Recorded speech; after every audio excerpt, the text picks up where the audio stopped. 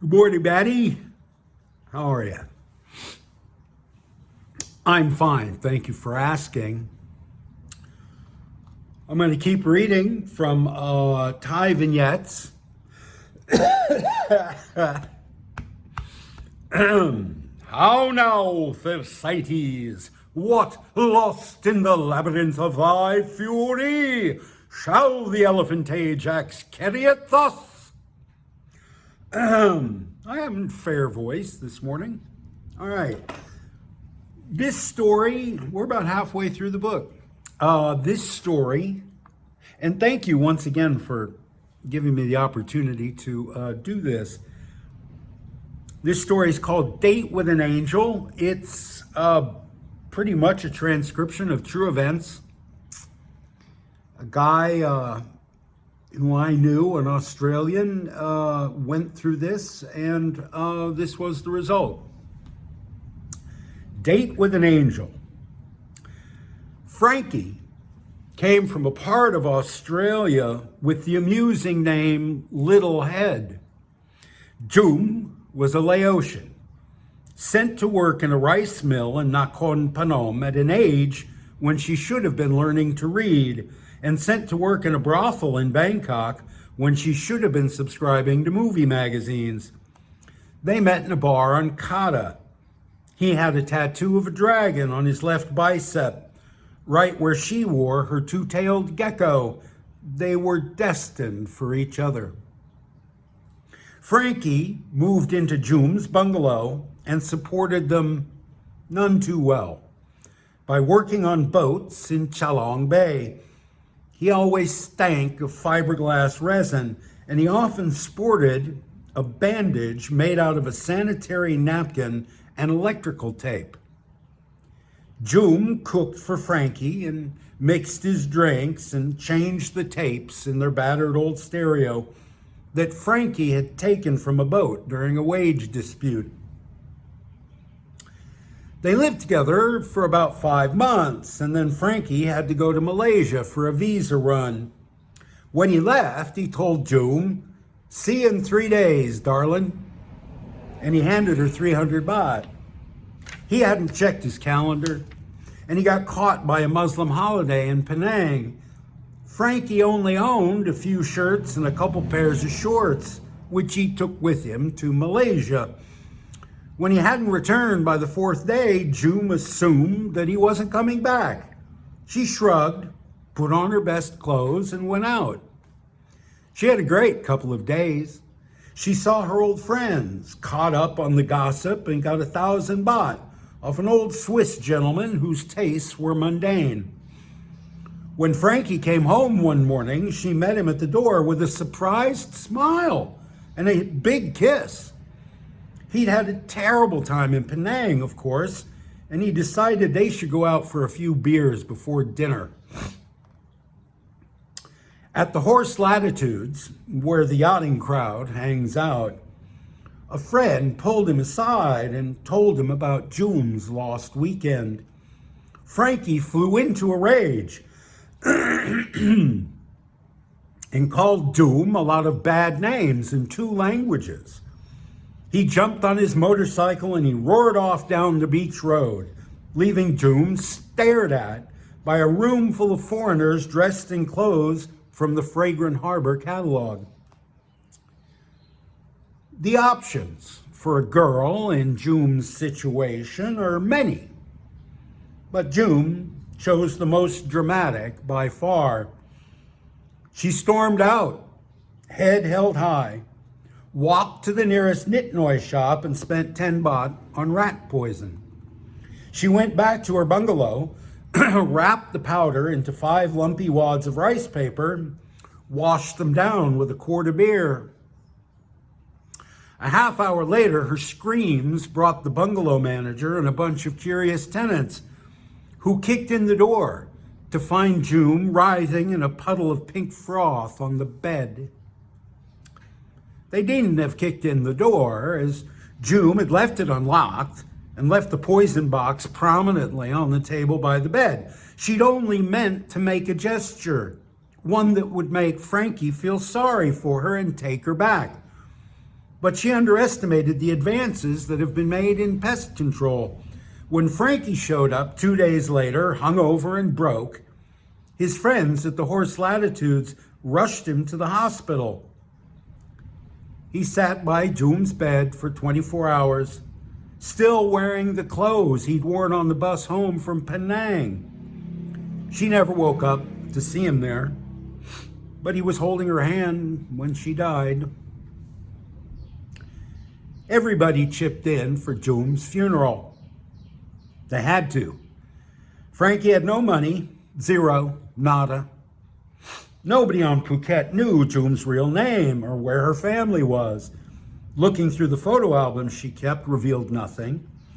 They could have been pictures of any young woman's life, assuming that any young woman would have dozens and dozens of boyfriends. The only addresses in her address book were in Europe or the Middle East. So everybody kicked in a couple hundred baht, except the guy who finked on Joom. He put in 500. The funeral was attended by only about 10 people. There were Frankie and 5 or 6 of his buddies, 2 or 3 girls from the bar, and the transvestite who sells noodles at the Chalong traffic circle. She goes to all the funerals. Mourning becomes her. They listen to some bored monks chant the Dharma, yawning behind their fans. They walked a circle 3 times around the Wihan, each of them cupping his candle in his free hand and staring at it as if he could keep it alight by sheer willpower alone. They had lunch, and 4 old men wearing sarongs and smoking banana leaf cigarettes carried Joom to the furnace.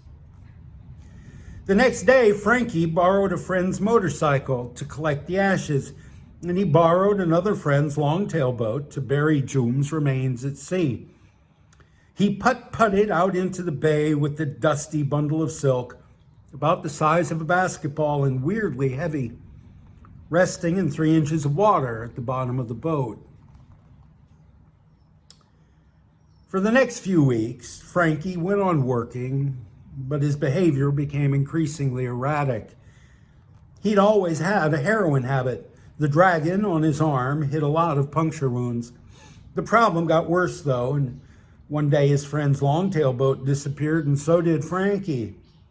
The police found him a week later in a shack on the edge of Patong, held hostage by 2 girls and a pimp who said he owed them all a lot of money. His sister came from Australia to bail him out.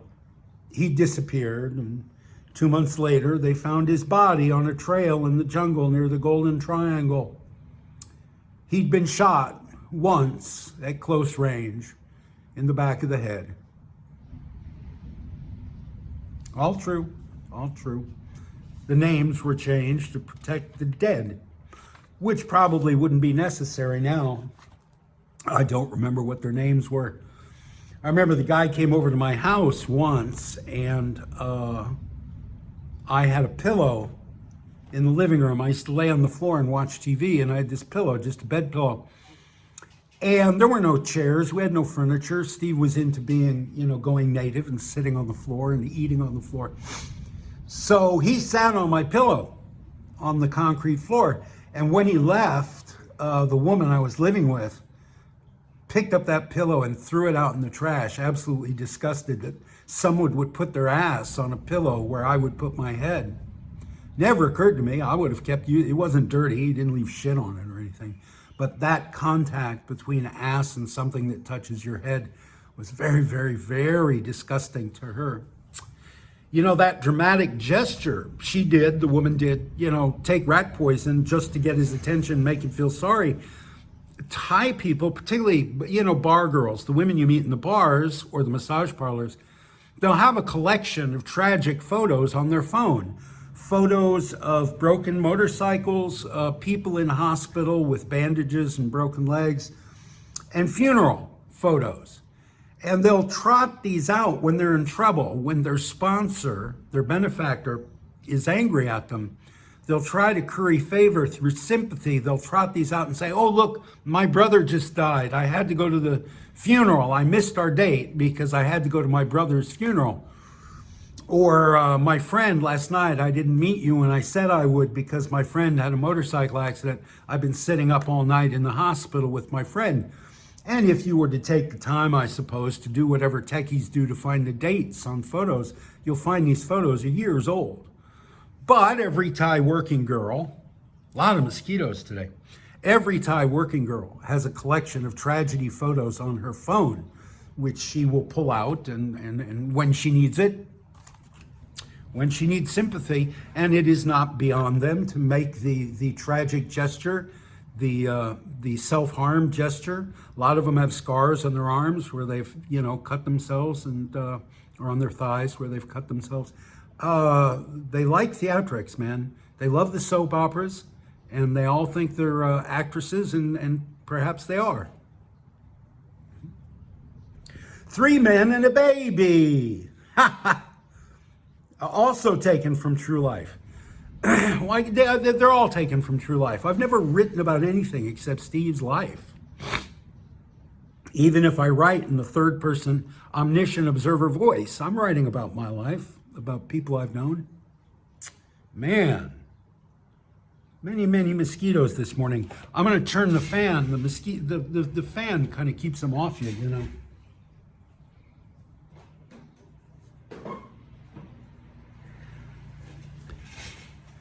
I had a weird experience yesterday. I had a floor fan explode in my hand. I was picking it up to move it around the room, and somehow, I guess the blades had come loose. You know how they're screwed in there. And the blade came loose and hit the side, that wire guard, and man, it just went pow into about 10 pieces in my hand. It was like a grenade going off in my hand. Scary shit, man. Of course, I was moving it while it was running. That was the problem. You're supposed to turn them off when you move them. But 3 men and a baby. Fran made her escape from Phuket yesterday. This was a common theme. People who are trapped on Phuket. People who come to Thailand, invest their whole wad here, and then have no way to go home. They become disillusioned with the place, but they can't leave. They're trapped here. They're prisoners in paradise. So Fran made her escape from Phuket yesterday after trying to get off the island for 3 years. She left the island in the dead of night, taking only the clothes on her back and her adopted daughter, Howal. When Fran met Howal, the baby was almost a year old, naked and filthy, crawling around outside Fran's bungalow, ravenously eating dirt. There's a typo. If I ever knew there was a typo in this story, I'd forgotten. So I call her by 2 names, Fran and Jane. We'll stick to Fran, shall we? The baby was crawling around outside Fran's bungalow, ravenously eating dirt. From her sternum down, her body was raw with festering blisters. The result, the landlord claimed, of somebody accidentally spilling a pot of boiling water on the child. Nobody knew who her mother was. Fran took the foundling in and cleansed her sores, fed her, and sang her to sleep. By morning, Fran had decided, in the no-nonsense way that she did most things, that Howal was hers for good. Fran was a sales rep for a big travel outfit. She did well enough to hire a semi-literate teenage nanny from the Northeast. Things were idyllic for 2 years, but then one day when Howal was 3, she came and asked Fran why she didn't have a belly button like all the other kids. Fran made up a story about a fairy godmother taking Howal's navel to show the world that she was an enchanted little girl. But she knew that Howal needed reconstructive surgery, and so she made up her mind to take the girl to England. Fran sought out expert legal help from a local lawyer named Kun Mott, who we have met before in this book. She was advised that to gain a passport for the child would involve a long and expensive process involving dozens, if not hundreds, of apathetic or even hostile bureaucrats. Or Fran could marry a Thai citizen in a purely platonic arrangement who would then adopt Howal. Kun Mot said that he had a brother-in-law, Kun Ngu, who was unmarried and currently experiencing some financial distress, and he might be willing to sell Fran and Howal his surname. They married at the district office 2 days later, and Kun Ngu took his pay in a red envelope with a smile and a bow. The next step, according to Kun Mot, was to find a willing helper at the Department of Thus and So. He said he knew such a man named Kun Pla. Fran and Ngu and Mot took Kun Pla out for dinner one night, brought along a new Rolex, and by the end of the meal, Kun Pla said that he would be happy to make the assortment of rubber stamps in his desk drawer available to them whenever they were needed. For the next 2 years, Fran worked like a dog to make the various payments Kun Mot, Kun Ngu, and Kun Pla required. Every few weeks, man, I'm just getting eaten alive by mosquitoes this morning. It's the rainy season. There usually aren't a lot of mosquitoes on the beach, but this morning, wow. For the next 2 years, Fran worked like a dog to make the various payments Kun Mot, Kun Ngu, and Kun Pla required. Every few weeks, the lawyer appeared with more documents to be signed and stamped and a bill for his services. On the first of every month, Kun Ngu showed up and sat in Fran's living room drinking beer until she gave him his red envelope. Fran bought Kun Pla a set of golf clubs, new drapes for his office, enough black label to float a battleship, and she had his Benz detailed. By the time Howal turned 5, Fran was an emotional wreck. She was working frantically to support the Kun triplets. Every batch of English tourists that got off a plane in Phuket found themselves automatically signed up for jungle treks, long-tail boat rides, kontok dinners, trips to the elephant camp, butterfly farm, and aquarium. One week she made 1,000 baht selling a group of Anglican vicars tickets to the bungee jump. But Howal still seemed no nearer to her new belly button. The crisis came day before yesterday. Fran was riding in an airport minivan with a group of UN physicians on a break from their work in Cambodia. She discovered that one was a plastic surgeon, and she outlined Howal's condition in precise medical jargon gained over the years. The good doctor said that Fran had better not wait too much longer to get Howal treated, because while a child is young, the necessary skin grafts could be taken from her own back. But as she grew, her lower body would outpace her torso, and soon there wouldn't be enough of Howal to fix Howal. Fran had the van detour to Phuket town and drop her off at Kun Mot's office. The lawyer was out getting a massage, so Fran bowled over the tiny secretary and went to the filing cabinet in Kun Mot's plush in her office. She knew enough of the Thai alphabet to find Howal's file. Ah! Die, bitch. I had dengue once. I had dengue fever once. I don't ever want again. I hate mosquitoes. Have you ever seen them under an electron microscope? They're horrific little monsters. I mean, they're really, really gross, looked at up close. Fran had the van detour into Phuket town and drop her off at Kun Mot's office. The lawyer was out getting a massage, so Fran bowled over the tiny secretary and went to the filing cabinet in Kun Mot's plush in her office. She knew enough of the Thai alphabet to find Howal's file, which filled 3 manila envelopes, and she took the whole thing. She went to a friend in the English department of the community college and asked to have the first form translated.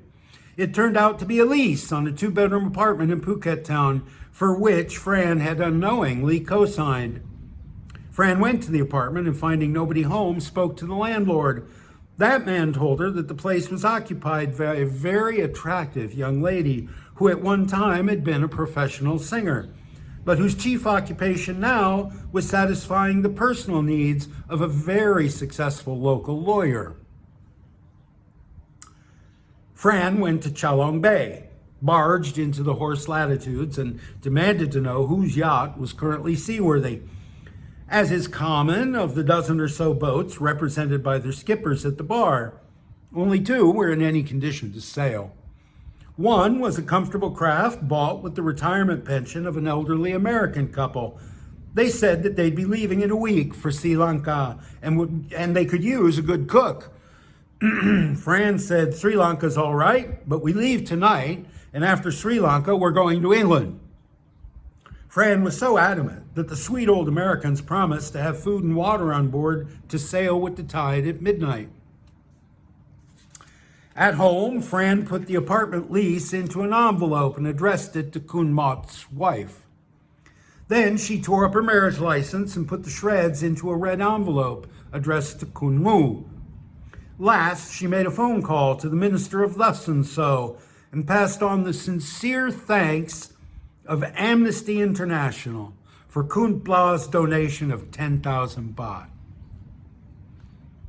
Finally, she gave the contents of her jewelry box to the nanny with a hug that almost crippled the poor girl. She grabbed up Howal and she ran for the boat. Phuket will miss old Fran and Howal. Lame pun. But it's a happy ending, and I'm glad in real life it had a happy ending. The real Fran was a woman named Maggie Smith, and she and her husband Wilf, or her boyfriend Wilf, had owned a bar on Chalong Bay called Maggie's Tree. And all the oddies liked to hang out there. It was a dump, but all the oddies liked to hang out there. And Maggie had been a model in the 60s in London, and her big claim to fame was she was the actress who played Paul McCartney's girlfriend in the TV show Magical Mystery Tour. It's probably on YouTube somewhere. Skinny blonde girl, you know, like all models in the 60s. And she started a brief affair with Paul McCartney and a very long affair with alcohol.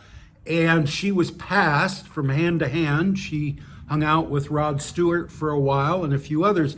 And on the wall of their apartment, she had all these framed album covers autographed by all these big rock stars she had slept with. She was a groupie. And she traveled on tour with various groups. She gave up her acting and modeling career for the bottle. And eventually she ended up in Australia somehow, and she met this guy, Wilf, who was just a roustabout, just a kind of a, guy with a high school education who worked in a yacht marina. And he stole a boat to take her around the world. And they got as far as Phuket to Chalong Bay, and the boat crapped out and he couldn't fix it. So he was selling the brass fixtures off the boat, and she was mixing drinks in this little shack she called a bar. And they found this girl, just this burned, scarred girl named Howal, little baby. And they worked for years to get Howal off the island. So I didn't, in the story, I changed, Fran's occupation, and she lives alone. There's no Wilf.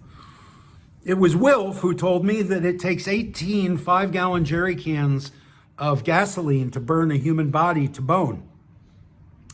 He was an oil rigger, a wildcatter in Borneo, and when somebody would die on the camps, they would just burn the body. And in the rainy season, it took everything's wet. They're out in the jungle, right? Everything's wet, so there's no firewood. So you douse it with gas and you light it, and it burns out. You douse it with gas, you light it. It says 18 5-gallon cans of gasoline to burn a human body down to the bone. It's good to know. Goodbye, Mr. Chips. Oh, this happened to me. Ha!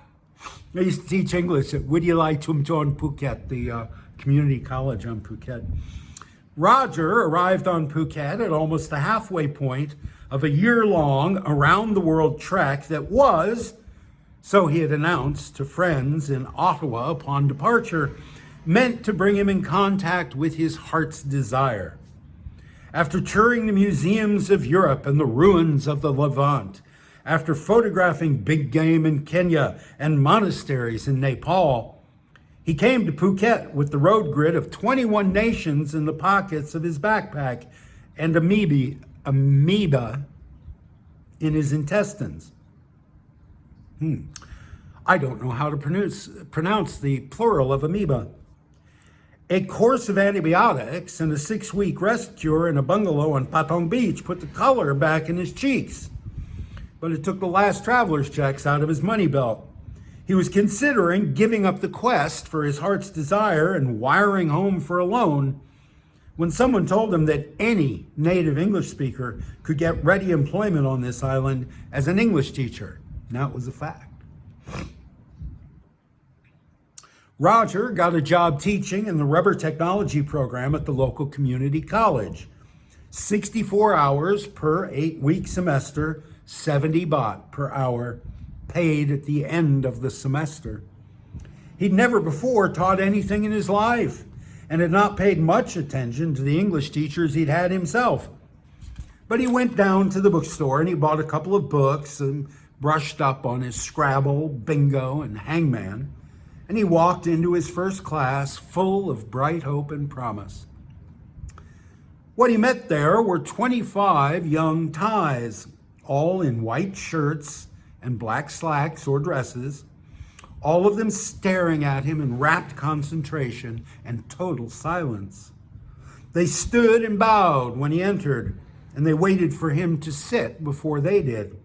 He read the roll from the computer printout and lived with the laughter over his mispronunciation of each 7-syllable surname. This should be 3-syllable. I don't know where I came up with 7-syllable surname. Mostly 3. He tried for 2 weeks to memorize those names before he realized that his students would respond readily to their 1-syllable nicknames. In fact, it became ridiculously simple when he found out that of his 25 students, 5 were named Lek, 4 were named Noi, and 3 were named Nit.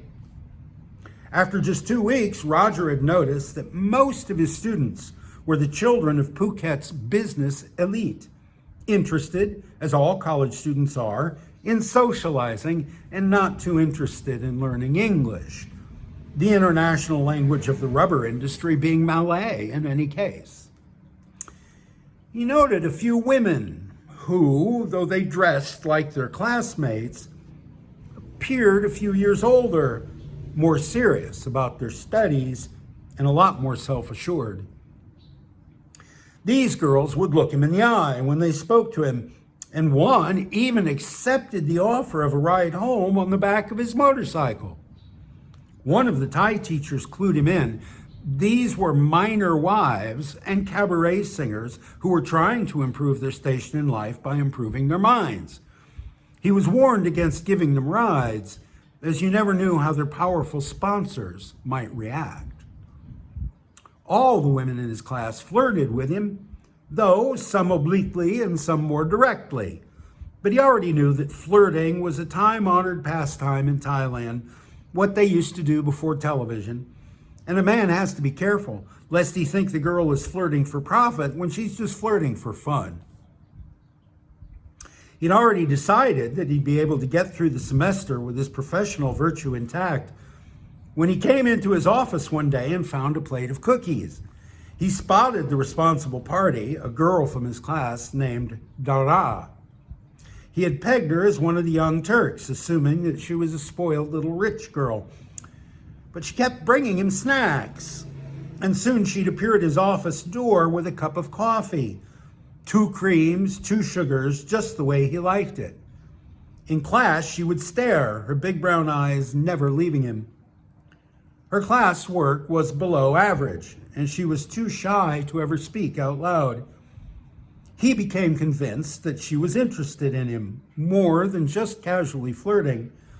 He began to find that if he leaned over her shoulder during a writing assignment, she would brush his arm with hers, or lean back into his chest as he explained some point of grammar. They began to brush past each other in the hallways, even when there was plenty of room to pass without touching. Her smiles became the benchmarks of his days. He would lie in bed alone at night and catalog them, the slight one with plenty of eye contact in the classroom, the big open grin when she brought him rambutan in his office, the shy one hidden behind the notebook when he told her she looked nice. One night, Roger realized that Dara was his heart's desire. He imagined that she was, in fact, a young miner wife, and at some point in the penultimate week of the semester, he made the decision to declare himself. He would take her away from the imagined sugar daddy, whom Roger pictured as a fat old tin merchant with long hairs growing from a mole on his cheek.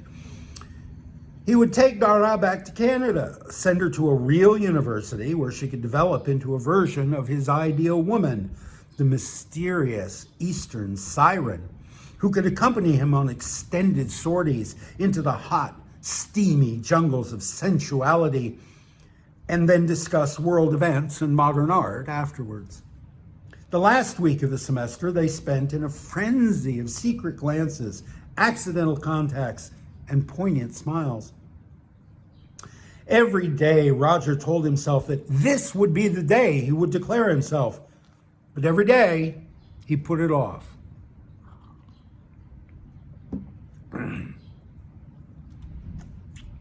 They never had a conversation that went beyond what is the difference between latex and synthetic polymers. And they never exchanged any words in private beyond polite pleasantries. He realized that his Thai vocabulary, picked up as it had been in bars and discos, was woefully lacking in words concerning matters of the heart. However much he was at home with other parts of the body, he decided that somehow he would make his feelings known. On the last day of class, the day before final exams, Roger was all keyed up. He'd prepared a speech, half in Thai and half in English, supplemented with carefully rehearsed gestures. He waited for her to bring him his daily snack, knowing it would be his only chance for a quiet moment alone. When she came in, bearing a full 5-course Southern Thai lunch in one of those ingenious multi-story Thai lunch buckets, he got up from his desk and he closed the door, something he'd never done before. Dara turned from the desk, and an expression that Roger was to describe later as curiosity wrestling fear crossed her face. Roger's prepared speech flew out of his mind. He stammered a few words, he choked, he ground to a halt. Fear must have pinned curiosity because Dara made for the door. She had to go past Roger to get there, and as she did, he made a desperate grab, pinning her to him and kissing her hard on the mouth, trying to express the love he felt through sheer pressure. She responded as any girl raised in a house full of brothers would. She placed her left knee in his groin and her left elbow in his throat. Roger landed hard on his knees, clutching himself and trying to cough out apologies. Dara checked her hair in the mirror on his desk and left without a backward glance. That might have been the end of it. Roger would have got his breath back and realized that the uneaten curry on his desk was the last installment in a campaign by a mediocre student to improve her grade. Except that Roger had already taught 2 hours that day and had forgotten the curse of the classroom teacher. After every class, every teacher has a thin white line across his butt from leaning on the chalk gutter at the bottom of the blackboard, and both hands are covered with fine white chalk dust. When Dara waltzed out of his office that day, she was sporting 2 perfect Farang-sized handprints on her neatly pressed black skirt, one on each trim buttock. The word got to the student body at large within moments, and to the faculty within minutes, and to the administration within the hour. At the end of the day, Roger received his dismissal, and he was penalized the semester's pay. He still could have shrugged things off, except that Dara's parents were informed, and her uncle worked at the labor department. The labor department. 3 words which strike fear into the hearts of every working expatriate. Roger found that when he applied for a new work permit for the new job he'd come up with at that really sweet hotel on Caron Beach, the forms were lost. Then he was given an incomplete application form. Then he had to go to Penang for visa renewal, and the whole process started over again. The hotel got antsy and hired someone else. Roger found himself a pariah in polite Thai society. After a month, he gave up and went home. Now he's back working at a construction job and dating a Laotian refugee he met at a restaurant in Alberta. He's studying Buddhism. He says he's particularly attracted to the tenet about all suffering stemming from desire. So she was his heart's desire. I don't think that last line resonates with most readers. I think they've forgotten the heart's desire prompt at that point. So yeah, this didn't happen to me, except in kind of oblique ways. The first day I taught at the college was the first day I wore underwear and slacks in I'd been there about 6 months, I think, something like that. Maybe only 3 months. But anyway, I've been running around the island in bathing suits and shorts and no underwear, going commando. It's hot as hell. And I get there, and it's not air conditioned, it's community college, so it's hot as hell, and I'm just dripping with sweat the first day.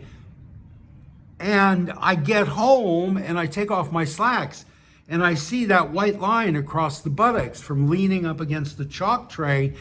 And because it's hot and sticky and I hadn't worn underwear for 3 months or long pants, I apparently had been picking at my nuts, and trying to get some air circulation or whatever. And I had handprints, chalk handprints all over the front of my slacks, which I hadn't realized in the classroom. So I was more careful after that. And later in the semester, there was a beautiful young woman who was flirty with me, brought me food, brought me snacks. But the moment, I didn't put my hands on her. I knew enough not to do that. But the moment I said, hey, you're beautiful. You doing anything tonight? You want to go out, get coffee, whatever? Oh, so it became obvious she was a terrible student. So, and she was not one of the obvious minor wives. And that part of it's very true. There was a real distinction between the good girls and the good girls who needed money badly enough to sell their bodies. Very, very noticeable difference between these two classes of women. But they were both in the classroom, and they wore the uniform, and they did the homework, and they were both students. And I thought that was really interesting. And nobody obviously gave shit to the working girls. Other people's money. Oh! Yeah, Sly. Again, a transcription of just a guy's story, a guy I knew. He came and went from the island in 3 months. One of those, he came with a ton of money, and within 3 months, he was broke and looking for work. 38 minutes. Other people's money. Sylvester was born in Hong Kong, but he's British through and through. Thus, the lack of quality dental care. He was sitting on a stool in front of the big picture window at the Horse Latitude yesterday, watching the yachts ride at anchor on Chalong Bay and reminiscing. Sly graduated from prep school in Hong Kong in 1980 and went on to take a degree in financial management from a college in the UK, or a university in the UK. He returned to Hong Kong and was hired to run the local office of Amalgamated Securities, an American stock trading company. For 3 years, Sly bought and sold Hong Kong municipal bonds for his American clients. And then one day in 1987, he got a frantic phone call from New York informing him that the Securities and Exchange Commission had padlocked the main office and indicted the corporate officers of Amalgamated Securities. His New York handler had instructed Sly to liquidate the firm's physical plant in Hong Kong as quickly as possible and wire the proceeds to New York. The next morning, wondering where his next job would come from, Sly let go of the 10 staff members who worked in his suite of offices And he began to sell at sacrifice prices because apparently time was of the essence. The computers, phones, desks, artwork, potted palms, wall-to-wall carpeting, 3 Volvos, and 1 condo that had been his tiny kingdom. In just 3 days, he unloaded everything that Amalgamated Securities owned in Hong Kong. The corporate bank accounts had been frozen, so Sly put the proceeds, $3 million US, into his personal bank account. When the fire sale was over, he called New York to ask where he should send the money, only to find that the phones had been disconnected. He went through his Rolodex, but every number he tried was either disconnected or simply not answered. Only once did he manage to speak to somebody at the home of the third vice president for corporate affairs, a man Sly had met once at a seminar. It was a Filipina maid who answered, and she could only tell Sly that Mr. Jones, he go Barbados already. Sly went to see a lawyer. This man said that Sly was ethically compelled to contact the SEC in New York and volunteer the funds. But the lawyer also felt it his obligation to remind his client that Sly had broken no laws in Hong Kong, that the Amalgamated Securities, unable to explain to the SEC where $8 billion had gone missing, there was little chance that anybody from New York would ever come looking for Sly's paltry $3 million. The lawyer's advice was that Sly find someplace warm to retire. So in 1988, Sly came to Phuket with his $3 million. He was 25 years old. Sly stayed for a month in the best suite at Le Méridien Hotel. He looked around for some property and he settled on a deluxe unit at one of the island's first housing estates. He paid cash up front on the promise that his unit would be completed within 6 months. And then he bought himself a little 40-foot yacht to live on until his house was ready. He christened his boat Other People's Money. And the first party he threw on board was his wedding to Nu, one of the guest relations officers at Le Méridien. It took more than 18 months for his house to actually reach a point where Sly and Nu could move in. And during that time, Sly threw regular, lavish parties on his yacht. 1 week after they finally took up residence on shore, thieves stole the OPM and sailed her to Manila, where she was sold to a general in the army, effectively canceling any chance of recovery. While habitable, the house in no way resembled what Sly had been promised when he purchased it. He put in a swimming pool himself and a spa. He did expensive landscaping and even paved the 100 meters of common road that ran from the main street through the development to his driveway. Even then, his dream home was set in a barren wasteland of half-built houses and empty lots full of construction debris. Phuket land and home. Yeah. The years went by in comfortable idleness. Nu had 2 children and hired 3 maids. Sly toyed with a variety of businesses, including a restaurant, a juice bar, a video rental shop, before finally joining a country club and just becoming addicted to golf. Then one day in 1995, Nu received a phone call from her hairdresser saying that one of her checks had bounced. When she told Sly, he said that he hadn't looked closely at the accounts in over a year, but he was sure that it was some sort of mistake. 2 nights spent sweating over the books, and Sly knew it wasn't a mistake. He had his house, and he had a few municipal bonds and a Hong Kong safe deposit box left over from his trading days, but other than that, he was close to penniless.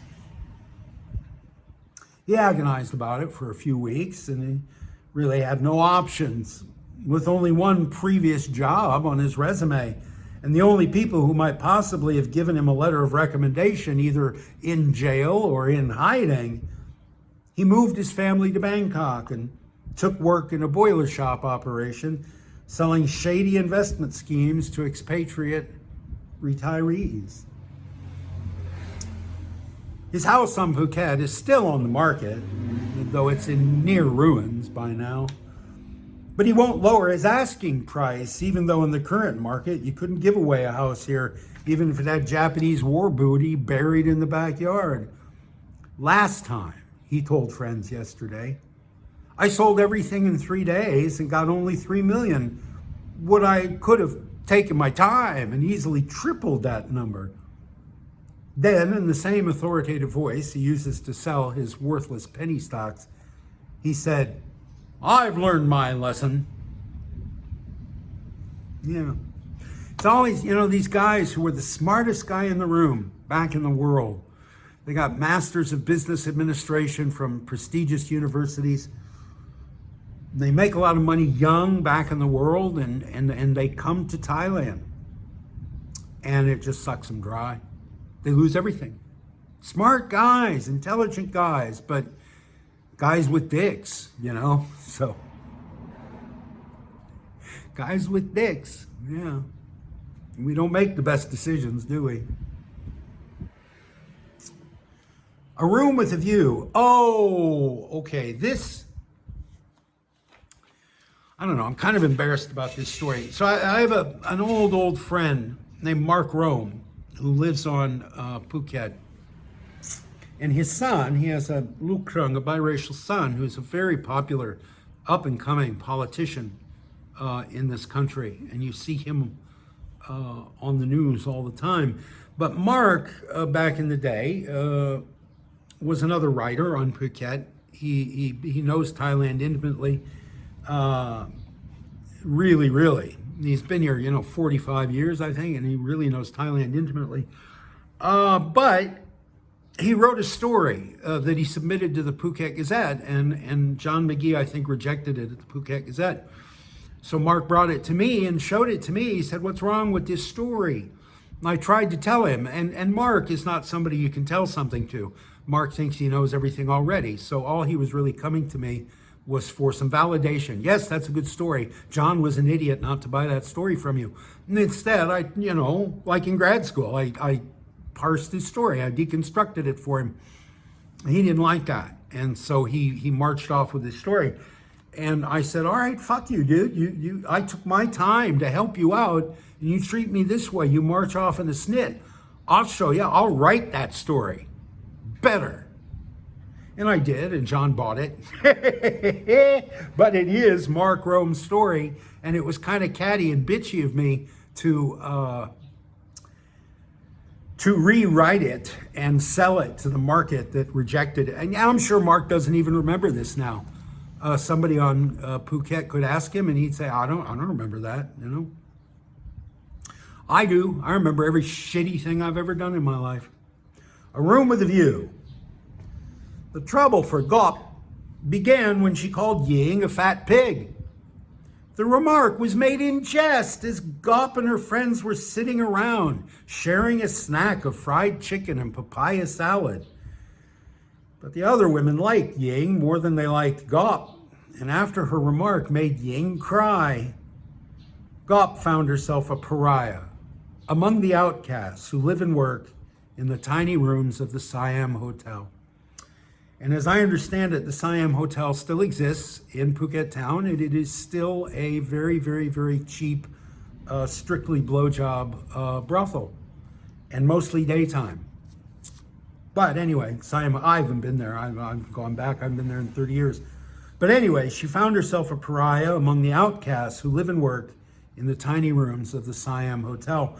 Because of her weight, Ying entertained fewer guests than any of the other women, despite the fact that she spent her days dressed only in a bright red nylon negligee that had cost 200 baht at Robinson's department store. Gop was not more attractive than the others, but she had invested in a VCR and a stack of Japanese videos, which gave her a distinct marketing edge in the generic product line of the Siam Hotel. This success had earned her the envy of her friends, and most of them had been waiting for an excuse to hate her. Do you know the expression a skull bar? I don't know if they still exist. The Rose on Pat Pong was one of them. Just a blowjob place, that's all they do. A guy goes in there in a Skull bar. He sits down, he orders a drink, and he points at a woman, and she'll come kneel between his legs, open his fly, and suck him off while he drinks his beer. And then he pays for his drink and he leaves. The Siam Hotel was, and possibly still is, a skull brothel. You go in a room with a girl, but you're expected to just stand there, and she'll kneel in front of you and open your fly, and she'll give you fellatio, and then you give her, it was 100 baht then, and you leave, and nobody takes off their clothes, and nobody says, hey, how you doing? How's your day go? I mean, there's no talking. It's all very wham, bam, thank you, ma'am, very Thai style. You know, Thai men don't expect, no Thai man has ever fallen in love with a bar girl. That is strictly, no Asian man. I've never heard of a Japanese man, a Chinese man, an Indian man ever falling in love with a prostitute. We in the West, we have this idea of the hooker with the heart of gold. Irma LaDouce. We feel like we can, Susie Wong. We romanticize working girls. And to our detriment, I think. But anyway, that's the way the Siam Hotel was in Phuket back in 1990 something. And I imagine it is still much that way. In the days that followed, Gop sat on her chair outside her open door, as did all the women, all day, every day, and was painfully conscious of being left out of the playful banter that flew around her. She heard the women call each other all sorts of insulting names in the spirit of fun. And she wondered bitterly why she hadn't been given the same latitude in her innocent teasing of Ying. In the heat of the afternoons, the women gathered into small groups to play cards or snack or to nap. Yeah, these women love to nap in groups. Thais hate to do anything alone, including take a nap. Gop stayed on her chair, kept her door open, and applied herself to business. It's a lonely life indeed for a woman who enjoys no human contact beyond the guests she entertains at work. Gop knew the other women expected her to break the tension by apologizing to Ying. She knew that she didn't actually have to admit that what she'd said was cruel. She could simply compliment Ying on her hair one morning, or bring Ying a bag of cakes on a day that she'd received no guests and had no money for food. But Gop refused to submit to peer pressure because she felt that these women were not her peers. She had much nicer clothes, a room at the back of the hotel away from the noise and dust that floated up from Mum Tree Road all day. And even her regular guests were a cut above the norm. Gop was the only woman at the Siam Hotel who could count 2 foreigners among her regulars. On the third day after Gop insulted Ying, one of her regular guests came up the stairs, and Mon, whose door was closest to the head of the stairs, brazenly exhibited herself to him and drew him inside her room with a loud offer of a substantial discount. A discount from 100 baht down to 50 baht. Short of physical violence, it was the most threatening move one woman may make towards another in a place like the Siam Hotel. Steal a guest. Gop felt the eyes of the other women on her, and she knew that they were enjoying her shame and her frustration. Rather than let them see her cry, Gop threw herself into her room and slammed the door. It was the first time in 3 years that Gop had been alone in a room with the door closed during working hours. Once she had cried herself out and had a shower. Gop realized she would not be able to stay any longer at the Siam Hotel. The next time I go out that door, she thought, it'll be the last time. She imagined packing her things and carrying them out to the street, past the grinning faces of those monkeys she once called friends. She had known only 2 homes in her life, the wooden house by the canal in Khon Kaen and the Siam Hotel. The thought of leaving terrified her. She had no idea where she would go. In her youth, Gop had been introduced to the narcotic effects of rubber cement. And as she lay on her bed, staring up at the cobwebs hanging off the defunct ceiling fan, she suddenly felt the old craving. The glue had produced a warm, thick feeling deep in her bones. And she thought now how wonderful it would be to have that feeling again. On her vanity table was a bottle of nail polish remover. Gaup tried to shake some of the liquid onto a cotton ball. The bottle was made to allow only a few drops out at a time, and Gaup thought she would need much more to erase the feelings inside her. She put the bottle of nail polish remover on the cement floor and picked up a large glass ashtray. She smashed the neck of the bottle with the ashtray, and she was immediately enveloped by fumes. Gaup regained a semblance of consciousness to find herself standing in the hall with the jagged shard of broken ashtray still in her hand. The other women were gathered at the head of the stairs, gossiping with Mon, who was counting a handful of 20-baht notes. Gaup made her way toward the group, grinning broadly, holding the glittering shard of glass out for them all to see. There was Noi and Ying, the fat pig, and all the other betrayers. Gaup was numb and unthinking, only aware of a woozy nausea and a deep black well of hate. The group froze as Gaup approached them. She was between them and their doors, and the only way out was the stairs. But the women knew they had no place down those stairs, and the street occurred to none of them as an avenue of escape. Gaup came slowly up to the group, gripping her glass dagger and relishing her moment of revenge. Flushed with victory, she began to chop viciously at her own left arm.